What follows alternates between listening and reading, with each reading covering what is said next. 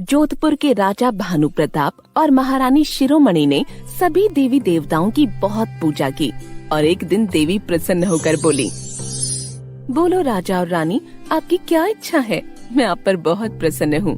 हे देवी, आप अगर हम पर प्रसन्न हैं, तो हमको एक राजकुमार दे। महाराजा, मैं आशीर्वाद देती हूँ कि आपके यहाँ एक सुंदर सा राजकुमार होगा। वो बहुत ही दिव्य और प्रतापी होगा, जिसका नाम होगा वीर प्रताप। कुछ ही महीनों बाद राजकुमार वीर प्रताप का जन्म हुआ। सारी प्रजा बोल उठी, राजकुमार वीर प्रताप की जय हो, जय हो। कुछ सालों बाद जब राजकुमार बड़ा हो जाता है, तब महारानी महाराज से बोलती है, महाराज, हमारे राजकुमार के पास दिव्य शक्तियाँ हैं, कहीं ये इसका गलत इस्तेमाल तो नहीं करेगा? नहीं महारानी, ऐसा कभी नहीं होगा। हम उसे उसकी दिव्य शक्तियों के बारे में बताएंगे ही नहीं। महारानी, उसका जन्म ही प्रजा की सेवा करने के लिए हुआ है।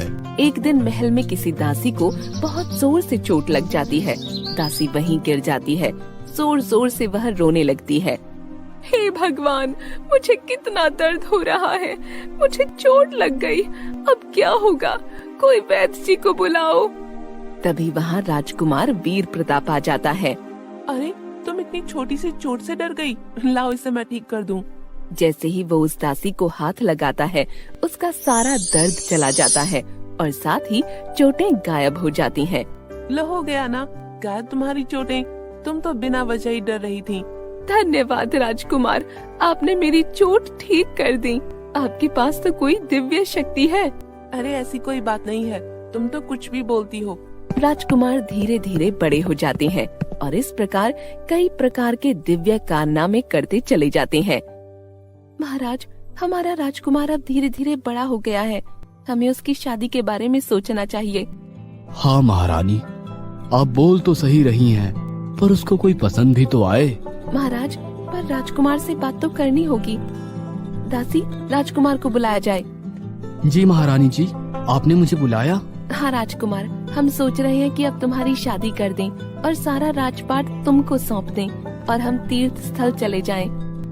हाँ महारानी जी, आप सही बोल रहे हैं, पर मुझे जब तक कोई अच्छी लड़की पसंद नहीं आ जाती, मैं शादी नहीं करूँगा। ऐसा बोलकर राजकुमार घुड़सवारी करते हुए जंगल की तरफ चले जाते हैं और अचानक ही उन्हें जमीन पर कुछ चमकता हुआ दिखाई देता है, जिसमें से बहुत तेज रोशनी निकल रही थी। जाकर देखना होगा।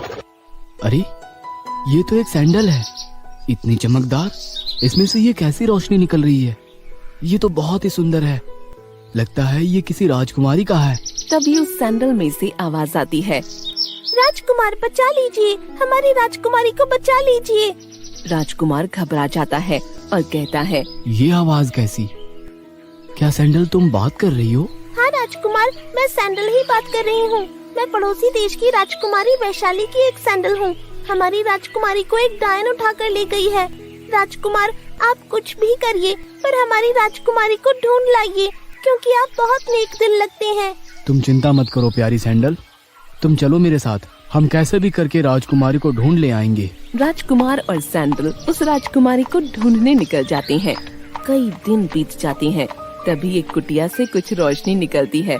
फिर सैंडल जोर से चिल्लाती है, राजकुमार रुक जाइए, उधर देखिए, कुछ रोशनी निकल रही है, लगता है हमारी राजकुमारी वही है। पर प्यारी सैंडल, तुम ऐसे कैसे पहचान गई कि राजकुमारी वही है? राजकुमार, आप राजकुमारी की दिव्य शक्तियों को नहीं पहचानते।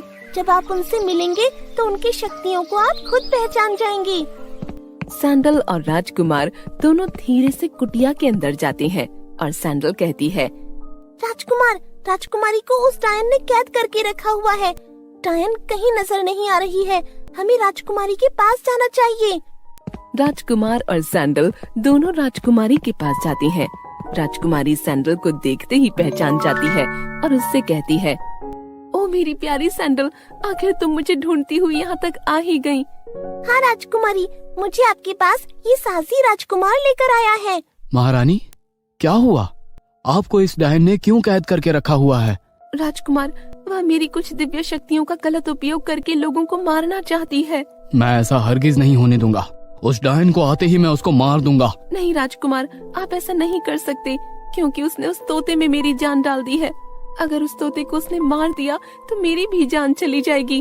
और वह डायन तोते को हमेशा अपने पास रखती है। राजकुमारी आप चिंता मत करिए, उस डायन को आने दीजिए, मैं सब देख लूंगा।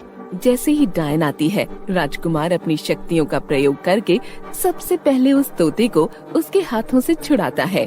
डायन तुमने बहुत कर ली अपनी मनमानी, अब मैं तुमको नहीं छोड़ूंगा। राजकुमार अपने दोनों हाथों को उठाता है और उसके हाथों से दिव्य रोशनी निकलती है जो डायन के ऊपर पड़ती है और डायन वहीं खत्म हो जाती है। और राजकुमार अपनी शक्तियों के द्वारा उस तोते की जान निकालकर वापस राजकुमारी में डाल देते हैं।